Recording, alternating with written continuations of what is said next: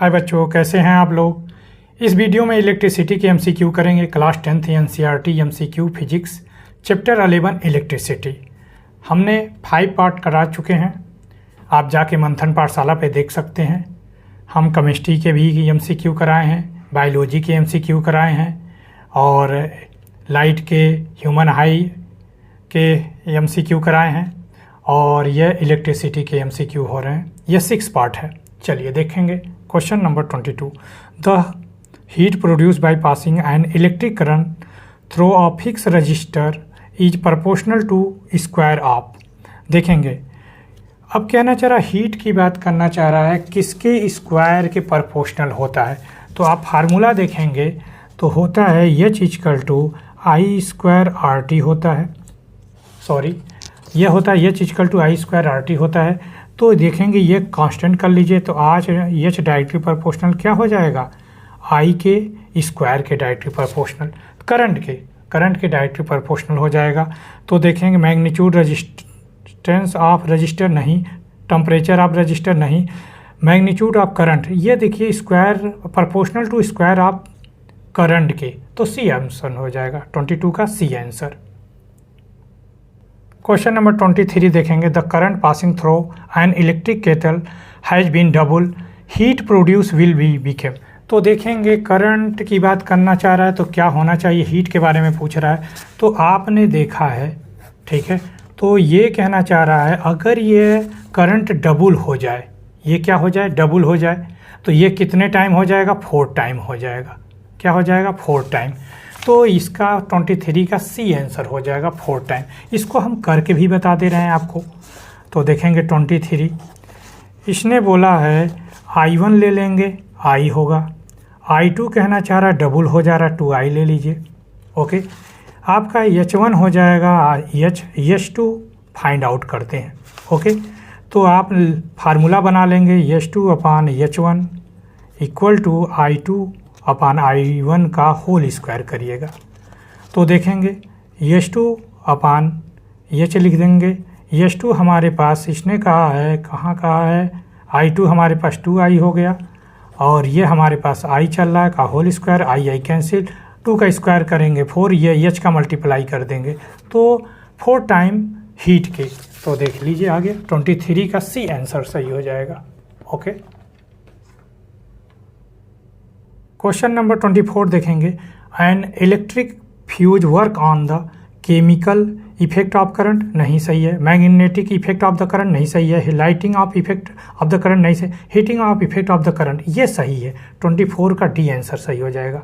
देखेंगे 25 नंबर का question, the element of the electrical heating device usually made of tungsten, bronze, nichrome का बना होता है। 25 का सी आंसर हो जाएगा।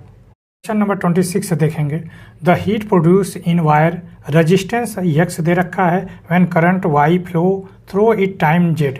तो देखेंगे R26 में आर की वैल्यू एक्स दे रखा है, आई की वैल्यू वाई दे रखा है और टाइम दे रखा है जेड दे रखा है।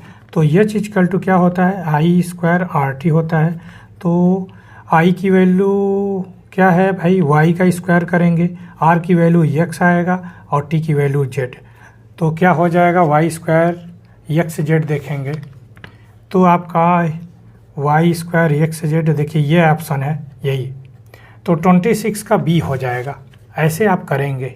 ओके, देखेंगे 27 नंबर का question, which of the following characteristic is not suitable for fuse wire.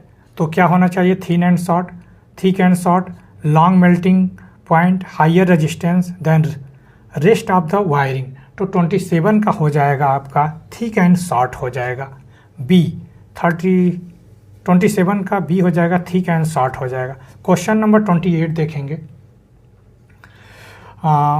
दिया है filament types light bulb most of the electric power consume appear as.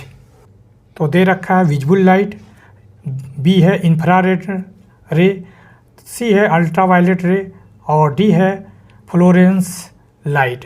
तो बी आंसर हो जाएगा इंफ्रारेड लाइट। 28 का बी आंसर हो जाएगा। 29 number का question देखेंगे। विच of the following is the most likely temperature of the filament of an electric light bulb when it is working on the normal 220 volt supply line. तो 500 degree Celsius, 1500 degree Celsius या 2500 degree Celsius या 4500 degree Celsius.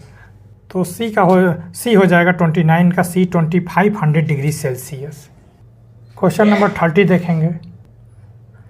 Question number 30, if the current following through fix resistor is half, heat produce in it will be. तो देखेंगे, आप जानते हैं क्या होता है, H equal to I square R T है, ठीक है, यह कांस्टेंट। इसने हीट और क्या बोला है, एच डायरेक्टली प्रोपोर्शनल क्या हो जाएगा आई स्क्वायर के। तो इसने करंट को हाफ कह रहा है, ये करंट हाफ हो जाएगा तो यह कितने टाइम्स होगा, 4 टाइम्स हो जाएगा। तो 1/4 टाइम, तो सी आंसर हो जाएगा 30 का सी। इसको करके भी बता दे रहा हूँ। देखेंगे H1 क्या होगा, H होगा H2, आपसे फाइंड आउट करना है। I1 दे रखा है I2 हो गया आपका क्या था, हाफ हो गया है, तो I/2 हो गया। तो हमारे पास फार्मूला था H2/H1 इक्वल टू I2/I1 का होल स्क्वायर करेंगे। तो वैल्यू पुट करेंगे, H1 का H हो गया, I2 हमारे पास I/2 है और ये I का I रहने दीजिए, I कैंसिल का होल स्क्वायर।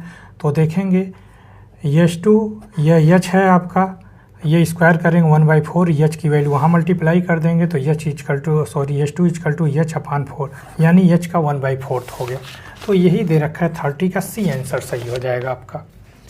ओके, तो बच्चों इसी के साथ इलेक्ट्रिसिटी के MCQ कंप्लीट हो गए 6 पार्ट तक, ये लास्ट पार्ट था। अब हम चैप्टर 12 कराएंगे magnetic effect of the electric current के MCQ। तो मिलते हैं नेक्स्ट वीडियो में।